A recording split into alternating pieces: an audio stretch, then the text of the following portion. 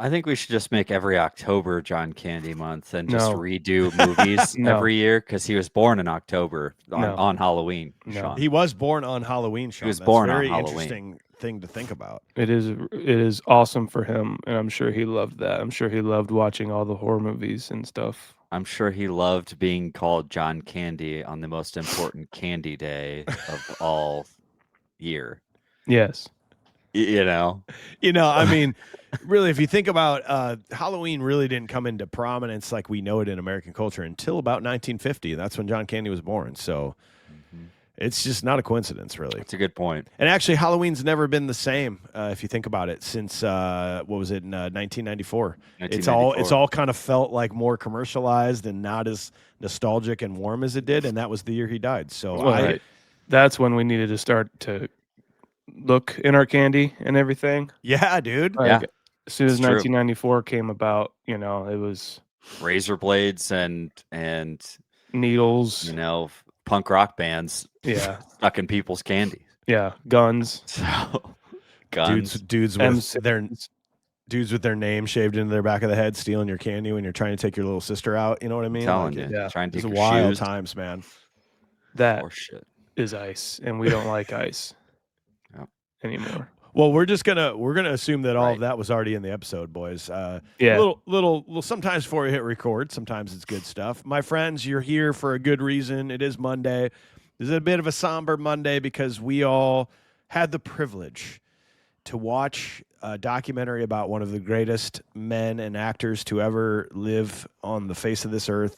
And we knew that he was the way he was, and we knew. And I mean, look at technically considering this documentary, this is the 10th movie that we have done of John Candy, which is by far the most of any we've done. And so we knew that this man was great, but to hear the stories and to get the behind the scenes footage that we kind of always wanted, I mean, just further drove it home for me, fellows. I don't know. What about you? yeah. I mean, you watch those movies and you hear about like the stories and you read about all those stories, and you're like, you just hope it's not too good to be true. And with like Mr. Rogers and now John Candy having this, documentary confirm it really is that yeah, he was the greatest person to ever live. And, uh, not without his flaws. He's a human being, but he did. I mean, Mhm. like all the stories are true and confirmed, and that was really really awesome to be confirmed. And yeah, I was just crying the whole time. Right from the start, it was just like right away it started. And no spoilers in this. If you've seen it, great. I mean, like you can't really spoil a documentary of this sort. So I mean, if you He haven't dies in watched, 1994. yeah, he Spoilers. dies, and he's a really great person leading up to that, and we learn the story of him as a person. So we're not spoiling anything, but you should 1,000,000% go out and watch this, like now or after. Just go watch it. It's on Amazon Prime. Go watch it. Highly Honestly, recommend. I love the way that it does start out though too. I mean, it starts with Bill Murray pretty much and Out of focus, Bill Murray. Into uh, focus. You're like, okay, out of focus. It's like the whole setup shot. It's kind of, it's kind of what they always do in these kinds of documentaries. It's like, oh, am I in? Am I in shot? Okay. here's Well, something we're having here's some something back and forth. It's some controversial. fun, and that's kind of funny. But us getting ready, and and then it's just, and then it goes into like he's talking, and he's like, I just love how he eventually just gets to a point. He's like, I wish that there was more bad things to say about him. Like Yeah. I'm kind of mad that I don't have anything more. He's like, oh, good, I thought of something bad I can say, and then they cut away, and what so they kind of leave you on this like little cliffhanger. Like there was something bad about John what was Candy. so what was the bad thing that he eventually comes back to? Do you remember? I can't he think of he what it was because I was so caught up in it. he basically says that they were doing this kind of like stage play reading thing, and there was a lot of big actors that were on it. John Candy was there, Bill Murray, and then also like Kevin Kline and some other people. Sidney Pollack was directing, and apparently he had this scene that he was just milking the Oh hell out yeah, of, and he that's was not right. letting hardly anybody else talk.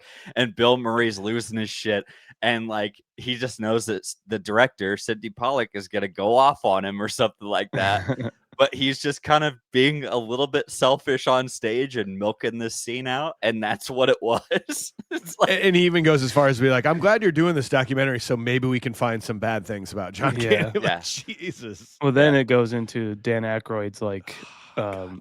memoriam eulogy. Thank yeah, you his about him, eulogy. and he's just like, yeah, I knew the moment I laid eyes on him, I fell in love. You know, just like everybody else that saw him on screen. But I do like the bit about with Bill Murray and how it starts, because it's just like there seems to be so much to talk about with John Candy that getting ready to sit down to do an interview is like almost like, okay, can we get to it? Like he's almost like he was already talking about John Candy, and like, okay, we have to like actually set this up and press record. It's a you know? podcast. It's like, shut up. Just Yeah. wait till we get ready to go. You're saying too much. Save it for the recording, you know? Right. Yeah, it was, yeah, and then going into it was almost like they left. I thought anyway they were starting with like the saddest or like the They sure moment did. of the documentary where you're going to cry, and it was in the beginning. You know, it was almost like they were kind of subverting that to like make the legacy no, not that it's sad, it's happy or something. Like, let's get the cry out of the way. Let's listen to Dan Aykroyd's hauntingly beautiful eulogy and get your tears. Okay. Let's tell the story. Let's be happy. Let's live his life. The clock even rewinds from 94 to 50, and you're like, okay, cool. Let's start at the beginning. Yeah, it was almost like, I mean, I went into this documentary wanting to cry, you know, like I don't know.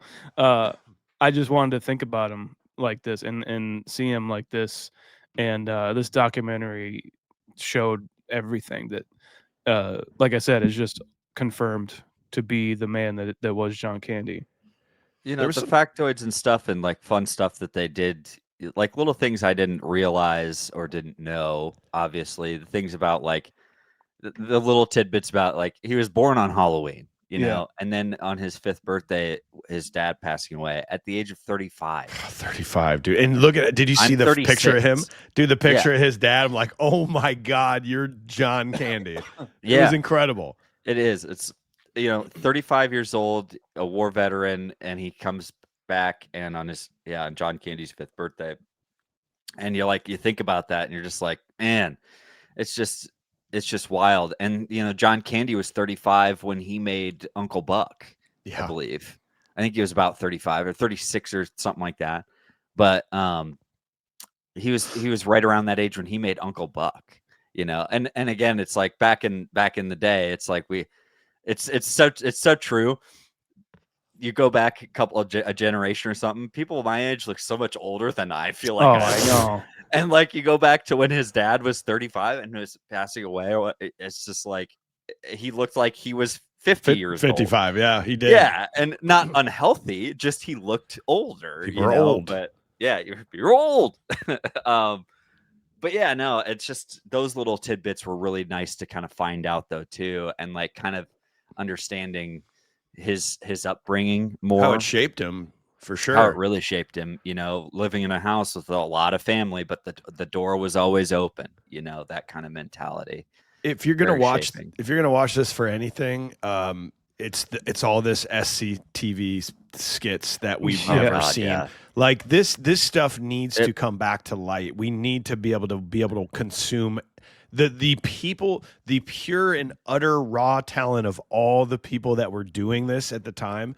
I don't know if we'll ever be like topped. I mean, the like Dan Aykroyd, John Candy, Eugene Levy, Dave, Catherine O'Hara, Dave Thomas, Catherine O'Hara, and people Joe in Flaherty. and out.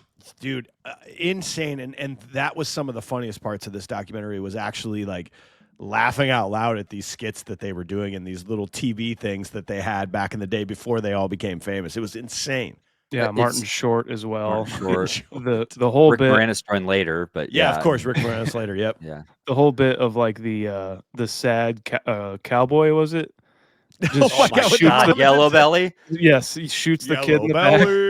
I laughed out loud the first, guys, I watched this like 2.5 times. I'm sorry, but but like when I first saw that, and like I had to rewind it because it was about who was it that said was talking about that one. I think it was Smart and Short, maybe. I think Was maybe it? Conan O'Brien. Conan O'Brien. Yeah. Yes, it was Conan O'Brien. And but him talking about it, and I was like, I have to rewind it now because I have to kind of like get back onto what he was talking about. And I rewatched that and I lost it. Like when he shoots the mom, he what's funny about that is he shoots both of them. He makes it a point to shoot both of them in the back. In the back, Yes. of course, because he's a yellow belly. And I just like when I noticed that part of it too, I lost it even more. But you're right, like those are the moments. Like if I saw those crummy infomercials like in between like episodes of like a cartoons or something like that, or like a TV show, and like in between, and it's like, do you remember back when like SCTV was on TV, the peak of comedy and TV of the 1980s or whatever it was, the 70s, and like there's like now you can own all on DVD for the low cost of 4 easy payments of $19.95. I would pay the 4 payments. I would do this no checks or CODs. I would do whatever it took and It order looks it incredible that way. If that thing came out like for that sort of a promotion thing, If it meant that hands like down. 100 different companies online had my information and called me like 15,000 times a day, because I am buying these, I would do it. I don't care. I don't want these so bad. I know. Like I can understand how this would be so shaping to somebody's like comedy sense, Well, their sense of humor. Speaking For of Conan somebody younger. O'Brien, it was for him. It sounds like, one meeting with him, he was like, yeah. You've shaped my life. And That might have been one of the most another one that almost made me cry for a weird reason. Yep. Was the idea that like Conan O'Brien, they have their comedy idols coming and they invite John Candy. He's coming. he's working for the Lampoon at the time at Harvard. Yes, that's right. Yes.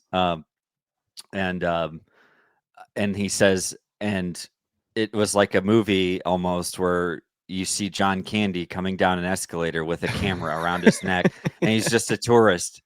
He just is just like he was just fascinated and excited to be there taking pictures, and he took those 2 pictures. Those 2 pictures, man. They're Those great 2 pictures pictures. They're wonderful pictures. If I had pictures of me taken by John Candy, I'd have them like framed. I'd have a copy framed in every room of my house. Sir, what's your most cherished possession? Is it your house, your family? Is it this antique set of golf clubs? No, it's this one picture that John Candy took of me.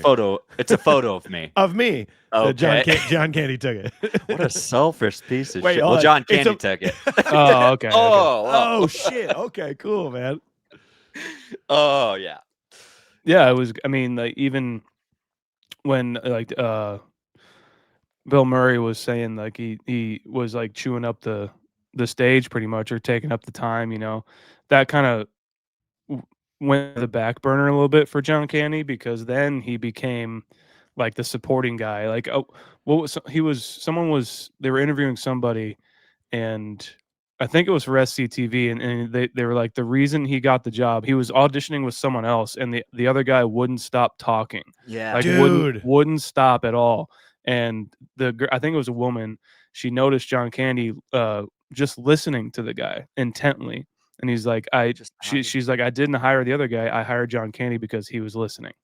Yeah. Well, That's and why I hired him. the type of personality that would take, like put yourself in a position where you and another guy are going into audition together for this one role that may change your entire life. And this is everything you've ever worked for. And maybe you could both get it, by the way. Potentially, yeah. Yeah. But we don't know, right? So you got to think, hey, I got to outplay this other guy. Mm-hmm. And 99% of the world's intuition would be to be the guy who just really like gets it in, like, let's go. I'm gonna keep I'm gonna outplay this guy. Court. Yeah.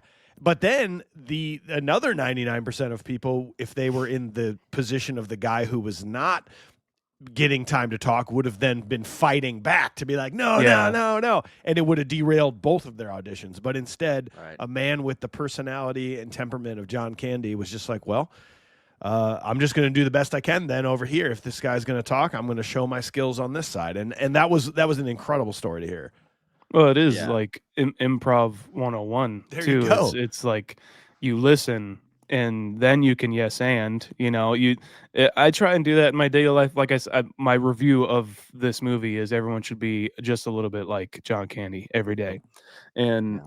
that's what I try to take away from it is like just trying to listen to people in normal day conversations and not uh wait till the next time I can talk, but listen to them intently and ask about their lives, which he did. Like there were so many stories of just him being like, no, he would just come to town and he would literally get to know everybody. Like you would feel like he would make you feel like you were the most important person in the world at that moment, and that's really rare, especially nowadays. It was a thing. So you talk about Dan Aykroyd's eulogy, and then you have Catherine O'Hara's getting closer to the end of it, and that was the one that Yeah. really hit me more, was because talking about how where are all the details of all these things that we think about or talk about with John. And it's like I don't think of John as the details; he's the big picture, and he was talking about you knew John because you worked on a set and he made you feel special, or you worked at one of the grocery store, or you worked at the tire center, or you worked at this place, the butcher shop, or you worked at the bakery, or you worked at the bar, and nobody left because John Candy was there. And maybe it was because, yeah, sure, maybe he was a party animal, maybe he thought you could use the business, Mhm. and you're just like, that just like took me right out. Like I was in my pillow again on the couch. I was like, damn it. Damn you, Catherine O'Hara. Just saying those types of things, like those are the thoughts that the thoughts that are always about, his thoughts were always about wherever he was at, not how he was in that area, or what he was doing at that time. It was about other people. It's just crazy. It's effortless. Yeah. Like you should I say you should try and be as much like John Candy as you can, but he was just John Candy. He was just that way. Yeah. Trying It's to be that sometimes would actually be worse. Like, honestly, yeah, Mhm. it's just such a shame how like you have to kind of try to to be cut a through good the person. noise, and the noise is just it the noise is another person you're talking to, and it shouldn't be just noise. It should be Rick, whoever the fuck you're talking to. Yeah. I thought one of Um, the interesting points was hearing from Macaulay Culkin. yeah, Like a few different things. Pretty much everything he had to say was very poignant. Like when he talked about how John Candy almost seemed to be the first person to notice that Macaulay's dad was just a piece of shit. Kind of yeah, like, Monster, yeah. hey, bro, like, can I help out in any way? And then almost in a sense, then he sort of wanted to become the father that maybe Macaulay needed on screen. And even that final, I think it's the final thing Macaulay says. He goes, when everybody's talking about John Hughes, they're always thinking about these are the John Hughes, the Brat Pack. These are the John Hughes Molly actors. Ringwald. Molly mhm. Ringwald. Nah, no, John Candy is the John Hughes actor. Like, and it kind of took me aback to think that way, but no, he was completely right. John Candy was like the number one guy in if you look at all of John Hughes's things, and it was really cool to have that like hammered home because I didn't think about it that way. It's a good point because we do talk about even on the show of he like John Hughes got the kids of that generation exactly right, but we don't talk about how he got like the Family Man exactly right with John Right. Candy movies. Uh, he he does both. Like it's the both generations of the thing, and that's not talked about as much because like Uncle Buck, even the Great Outdoors especially, like him and his wife in that movie is some of my favorite shit, and it's so real. Yeah, it's no secret, like John Hughes and John Candy are literally like they're two of my favorite things. And like then to kind of I actually kind of put that together during this thing, that they were so in sync, like Mhm. at that part in their careers. I never thought of it that way, but then I realized, dude, I immediately watched Uncle Buck after watching this documentary. I'm having a Because, hard like, time hitting play on Uncle Buck right now. I just like I don't. I had to. I Like, think it it's his like finest work ultimately when we're talking it about it, and I is. don't I want do to push too. play on it. And they talk about how John Hughes wrote that for John Candy. It Of wasn't course, for anybody else, you know? And not to say that, like, I didn't realize that, but at the same time, you think about it, and they've tried to do other things with the Uncle Buck character. It just doesn't, it's not the nope. same. Like, and John Hughes, though, writing that and then John Candy embodying it the right way. And then again, you're talking about being the father figure of, like, maybe Macaulay Culkin, kind of, at least for the time that they're on screen, but him deciding to be a father figure that maybe he didn't have Dude, growing up. didn't his And son put that His together? son, Like, yeah, it's yeah, the only thing I wrote down as far as notes is he says it was like the characters he played were him acting out the dad he never had. oh my good lord! And I was like, fuck, dude.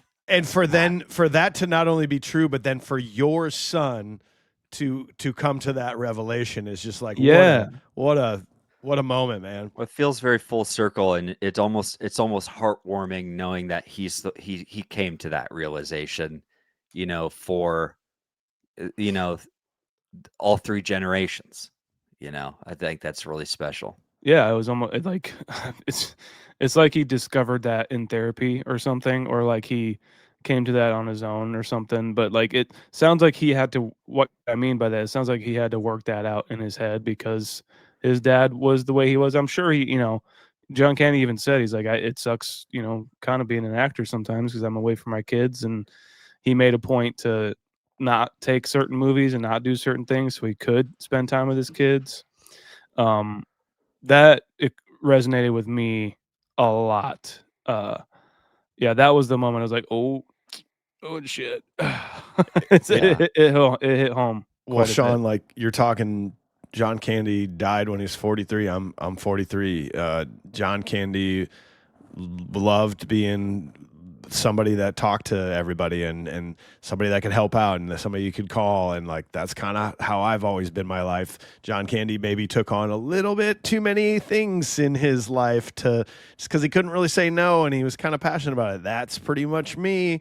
John Candy has 2 young kids at home. That's me. Like this hurt quite a bit to see this play out because like I see a lot of myself not in John Candy because I'm nowhere near as talented as that man is, but just in the trajectory of his life of taking on a little too much. But then you could see those moments where he was away and he hated being away, but he knew he had to do it so that then he could get back to when he was home to the place where he wanted to be. And like, man, I took a lot from this maybe as more of a cautionary tale to just be like, dude, it's time to make some adjustments at this point in your life because otherwise you're getting into a point of no return, like many of these people do, and clearly like John Candy did. It seems like at the end he was a bit out of control, and he had gone too far to kind of come back from everything that came into his life at that point, and that's super sad to see how that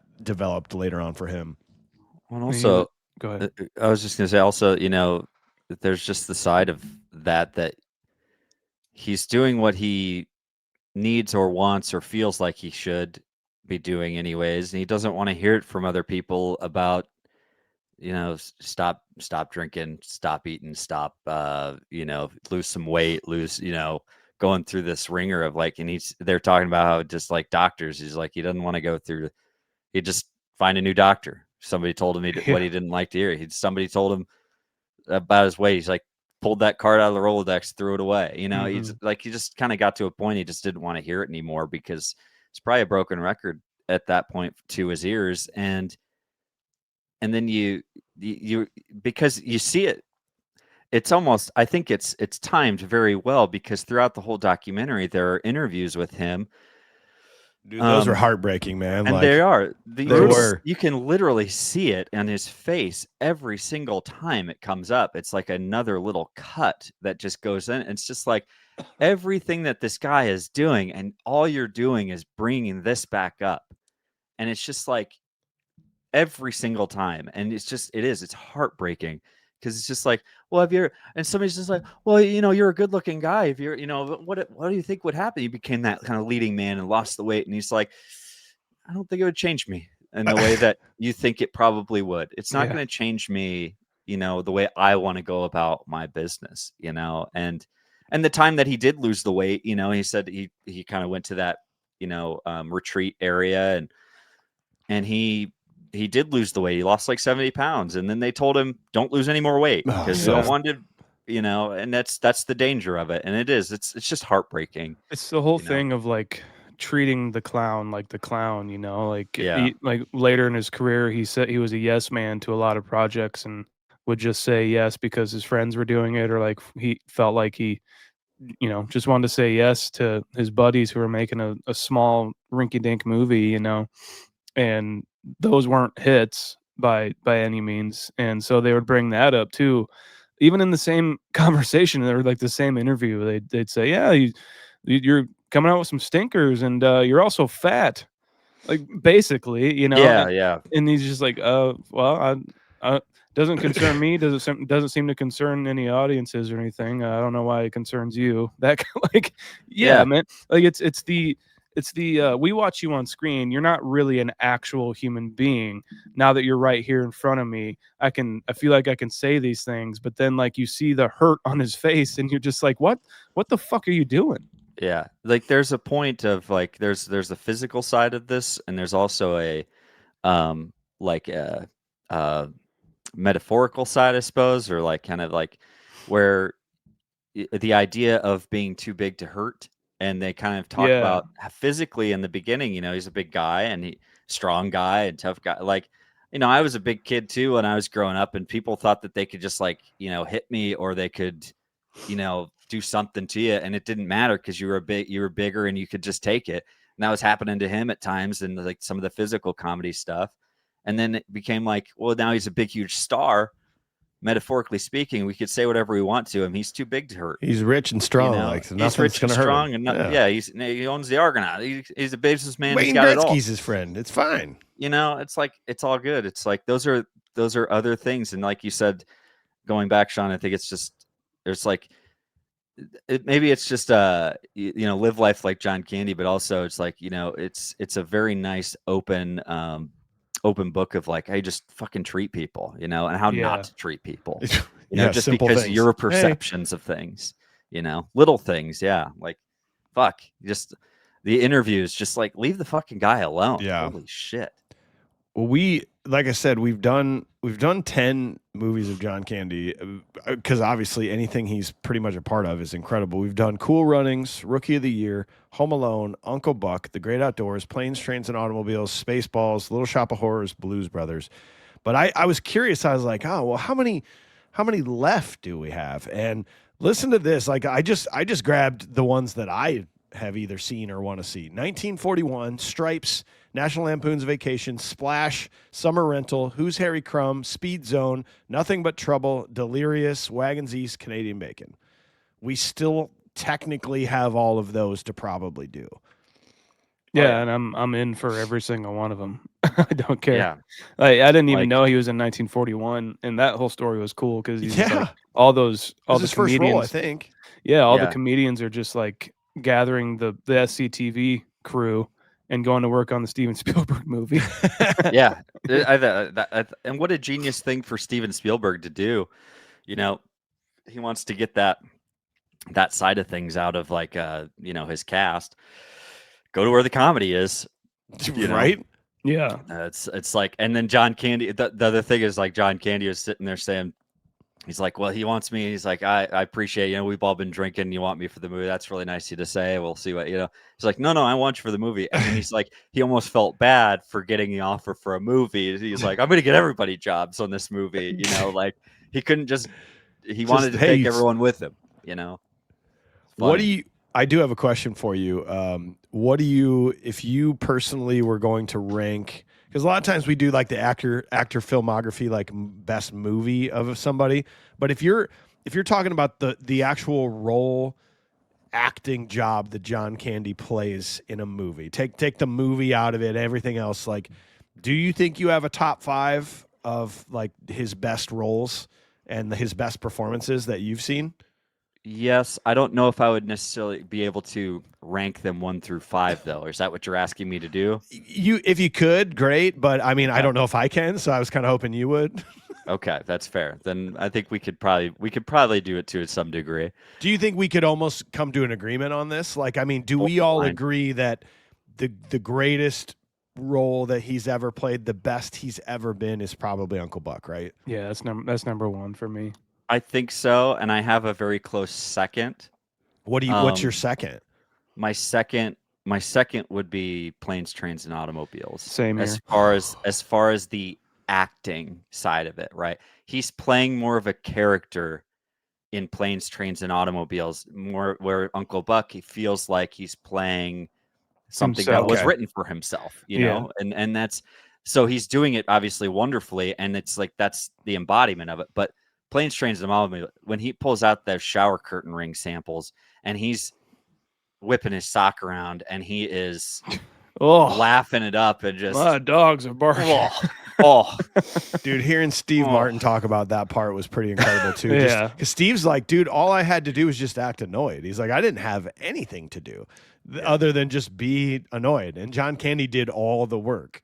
He did everything. It was weird hearing him talk about that because it was, coming from the jerk where like he's, the clown, the jester Right. pretty much.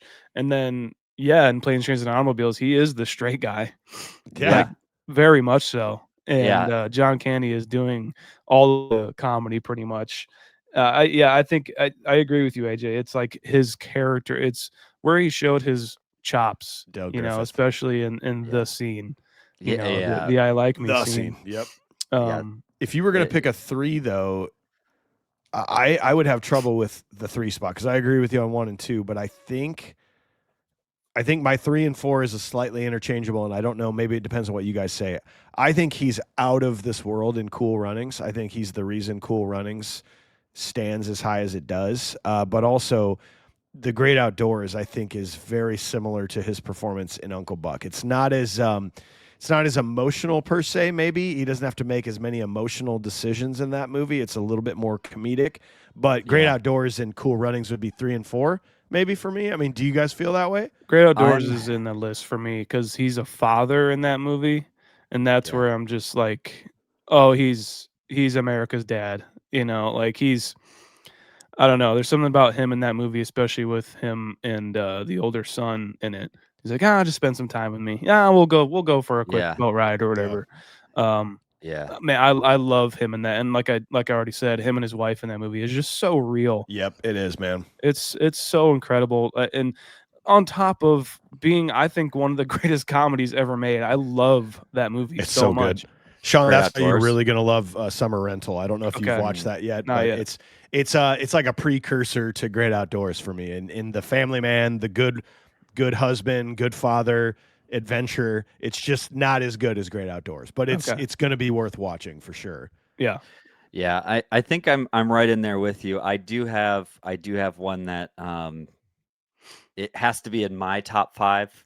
So you guys can choose whether or not you want it inside of yours. I do agree with you though. I want to shed a little bit of light on Cool Runnings before I say it because I do agree with you. I think that's another great acting portrayal for him because he's a hard ass. You Yeah. know, he Yeah, does Irv and he plays Blitzer. Irv Blitzer, he plays it so damn well. And like, especially that scene when he goes in and he talks to the board, he's got those really funny chops and everything. But he has those moments again, those emotional moments that it's just, they just hit you, So yeah, Cool Runnings, definitely. I think that's a great interchangeable, but for me, it has to be in my top 5 and that's Spaceballs as Barf. And I the guess- behind the scenes photos of him dressed as Barf just standing there is like fucking hilarious to me. Oh in my the God, dude. documentary. it's just it's one of those things that he if you thought if you're making that movie and Mel Brooks says I'm looking for a Mog, who does your brain go to? It would just he is a Mog. He with or without the makeup. He is maybe he is his own best friend, but he's everybody else's best friend Loyal for whatever to the amount T. of time. that he's around somebody, you know? So like, yeah, but that display and honestly, for one line, and it's when they come back up and the ears perk and he's like, holy shit. Nobody delivers a holy shit like John Candy. Nope. One thing about the documentary is that if anybody had any concerns about Spaceballs 2 and like maybe Mel Brooks is 99. Like, should he be doing anything? Mel Brooks is perfectly fine, you guys. He is literally as sharp as a tack. He's the same he's always been. It's unbelievable. Dude, it's crazy to like a documentary about John Candy who died at 43. Is that what we said? 43. And to see Mel Brooks talking about John Candy right now is just like, holy shit, John Candy's dead, but Mel Brooks is alive. If like John Candy was reincarnated the day he died and then put into another body of the person who then died at 43, they still would not be as old as Mel Brooks. Yeah. And I mean, like, you were saying it, but he's as sharp as a text. I couldn't believe it. It's like, what the fuck, dude? So Spaceballs 2, we're doing just fine, guys. We're gonna be all right. We're gonna be all right. We'll be okay. I have to throw in, I think these two are tied. I can't come up with like a definitive thing, but it's the supporting role for me that where he shines, where like he enters a movie and you're like, oh, this just got 100 times better. And it's Home Alone. Yeah. Yeah. And on top of that, Splash. We have to do Splash. So I've never seen Splash, and for some reason I didn't know what it was. I didn't know it was Tom Hanks and John Candy. I just must have been confusing it with something else. I immediately wanted to watch it upon watching this documentary. It's great. So did I, because and I'm the exact same boat, Mike. I have never seen it. Watching this and seeing what they did and what his character was in that makes me want to watch it so much. And like them talking about the idea of this Johnny Toronto persona and how that's kind of almost the embodiment of it on screen or whatnot. And like, I just want to see him chew on a character like that so much. I can't wait till we do Splash. He's the Pish in that Ben Stiller movie. You know, he's the funny brother, or like the funny friend, and it's one of the best portrayals of that kind of trope. We have to cover that movie. That should be on the vote if we do that. Well, we'll get to the vote here. I just want to throw one more out as well. Obviously Rookie of the Year. We've talked about how he was not even credited in the role and how they just needed somebody to do all the announcing, and he did it all after the movie was filmed. Incredible. But for me, something about him being in Blues Brothers being one of my favorite movies. The 4 orange whips, 4 orange whips, orange whip, 3 orange whips. And just him, like when John Belushi makes eye contact with him and he goes, "Hey," like, he's in the crowd. It's such a throwaway role, but that's what made John Candy so good. Is just the Home Alone role, the Rookie of the Year role, the Blues Brothers role, where these are just completely throwaway. You don't have to go hard in this; just do it and get out of there. But he takes a role somebody else might just. Who cares? And he makes it a memorable thing that we're still talking about 40 years later. Just anybody could have played that cop in Blues Brothers, and who cares? But instead, it was like John Candy, and it was awesome. My favorite thing about that role is that because he has his shades on, I think, the entire movie. Yeah. And especially in that club scene where he's like, hey. It's almost like he knows he's incompetent. Yeah. Well, I know. I like, because he doesn't want to.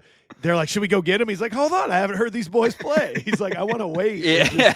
Let's not go through this yet. Let's just chill out for a little bit here, guys. I like a good time. All right. Yeah, sure. I'm a cop. Some orange whips, huh? I love a good time. Orange whip. You got orange whips here, man. So in fact, we should let's make. I'm gonna find the recipe for orange whips, and we're gonna have some in studio because we are remote right now, my friends. So the John Candy candle. The John Candle is not lit, but it is lit in our minds. We're going to do our next John Candy movie. We'll make a big deal out of it. We'll have some orange whips. We'll light all the candles, turn the lights down low. It'll be nice. Yeah. And we are considering this movie as one of his. So it is number 10 for him. He's now moved back into the sole number 1 position per the Jarrett Layoff Confused Breakfast Actor Database. Where Mary Ellen Trainor is second now. Yes, she is. Yeah, great stuff. it's really cool. Like speaking more on Home Alone and his like we said in the episode, I think like he had 24 hours to do it, and just the um, sheer because John Hughes wrote the script and Chris Columbus is directing. He's like, yeah, I'll just do it, whatever. And um, they built that set of the van outside the airport where they filmed him, and Catherine O'Hara saying she was playing the straight woman, and like the cutout scenes that they had of them too, of That was awesome. when he's just going off, and she's like, He's I talking can't. about a dead rat in the Yeah, wall. he's like, I can't do any of my bits. I can't yes and him because I'm worried about my son. And I'm like, wow, what restraint, because they worked together, for so long before Is this. that what a rat? Is that what a dead rat smells like? Well, I mean, rat I guess smells I like- got the cologne all over it, so it's kind of a Uh, mixture. Died in the wall. I hung my jacket on the wall. I guess it just like I soaked it in Old Spice. So you're probably smelling we that got too, but kind of a myriad of smells going on here. Well, then let me propose this to you. If we are considering another whatever our next John Candy movie is, and let's just say we were going to throw it up to the beautiful Patreon members to make a vote on. What movies would you guys want to throw in there? Like, what are you most wanting to hopefully get seen on this podcast as soon as possible of John Candy? Well, I think the obvious one is Splash. Yeah, that'd be my vote for sure. Harry Crumb would be another one. Have any of you guys seen Who's Harry Crumb? No. I'm really excited to do that because that used to be a rewindable, like nonstop favorite of me and my brothers back in the day. And it's like John Candy's version of Fletch, kind of. He's Right. plays multiple characters, and it's fantastic. I think I would want to throw that on my list. I don't know if it would win, but it's something I think we need to try to get people to watch. There is another one that, although I avoid this movie kind of like the plague, it's kind of right in line with what we're all talking about, especially with a lot of the cast that's in it, and that's Nothing But Trouble. Yeah. We gotta, guys. We have to do it. Like- Why do you avoid it, AJ? Because it's scary. It's Have you got seen like it? it's like dark black comedy. It's like laughing at people dying. You know what I It's- mean? That kind of a Dan thing. Aykroyd And- has a dick on his nose. His nose Correct. looks like a dick. Like, this Yeah. is awesome. And there was specifically the scene where like he's taking off all of his like makeup and like appendages from his face or whatnot.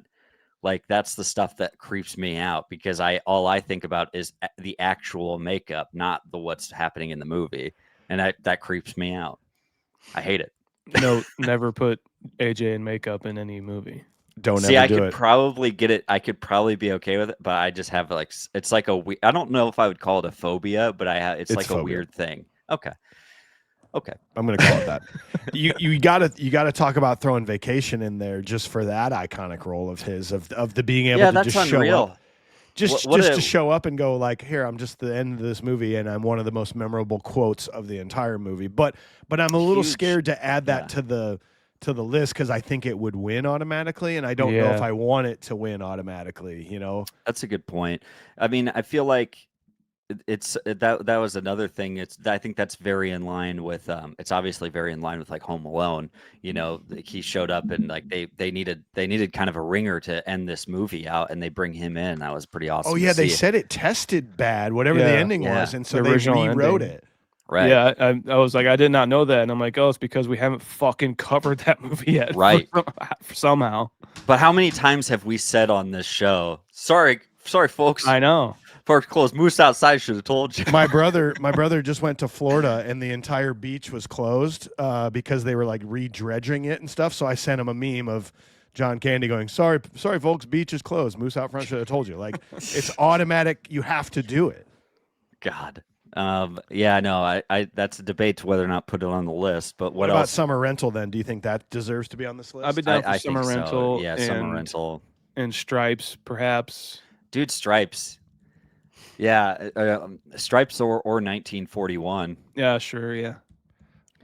It'd be fun to, you know what? That would be a great almost double feature to see how they I was kinda gonna stack say. It would. if we could figure out a way to do that. You know. Well, we're definitely doing Splash, correct? Yeah. We're definitely doing Summer Rental, correct? Yes. Right. We were maybe going to pick between Stripes and 1941, or do we think they both should be on there? If you were going to pick one of them, which one would you want to pick? Probably Stripes. I was gonna say 41. I was kind of going to do 41 too. All right, then 41. But I don't know. But I also want Stripes to be on there too.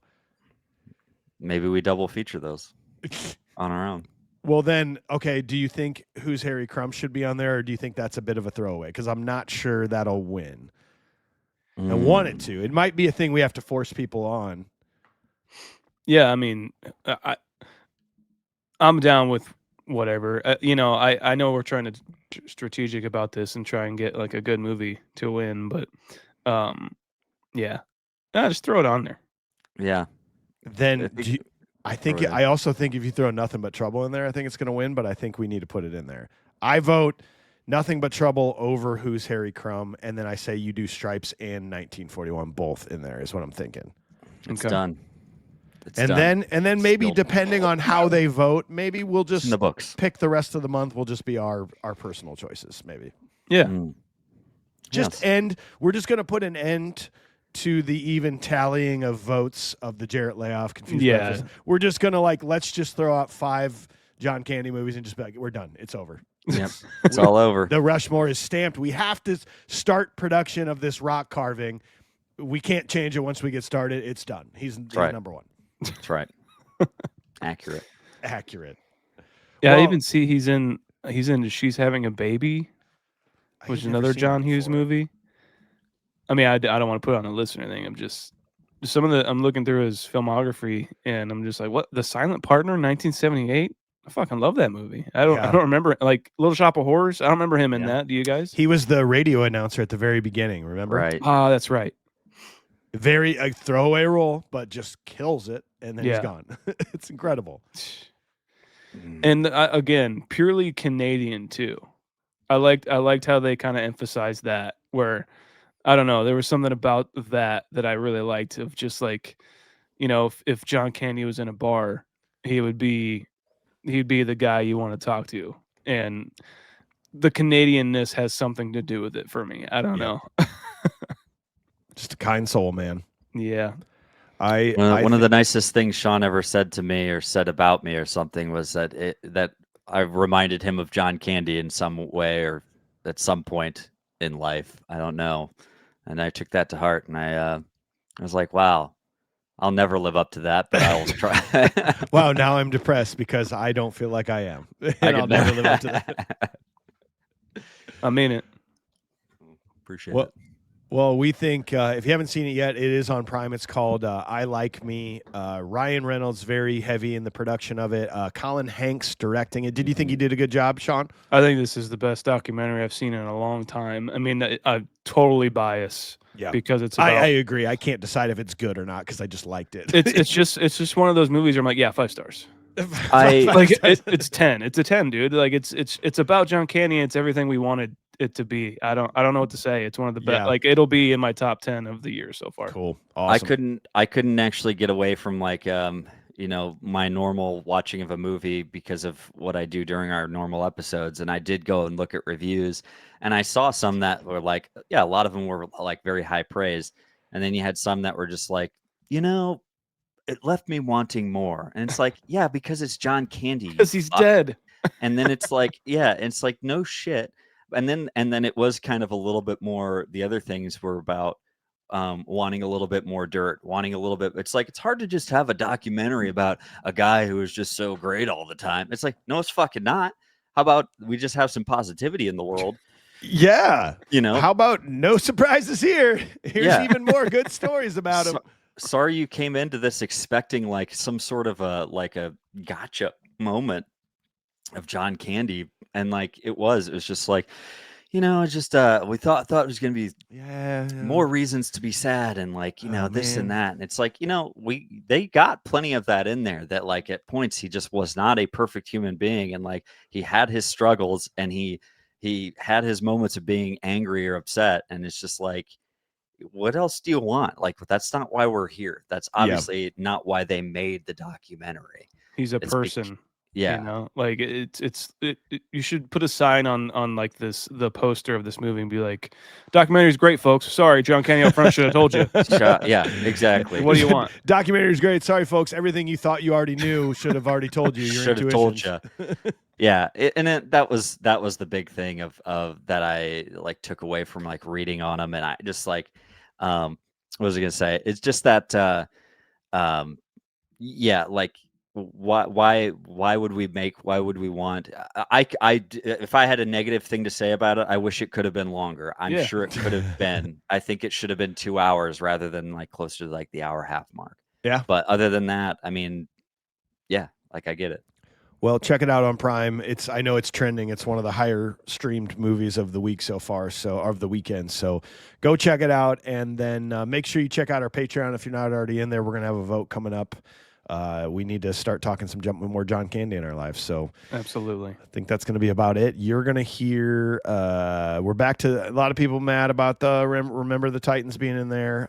They want Spooky. So we've returned to Spooky, an American Werewolf in London. It's going to drop this week, followed by Ghostbusters 2 and 7. So you're in for a nice little treat here, my friends.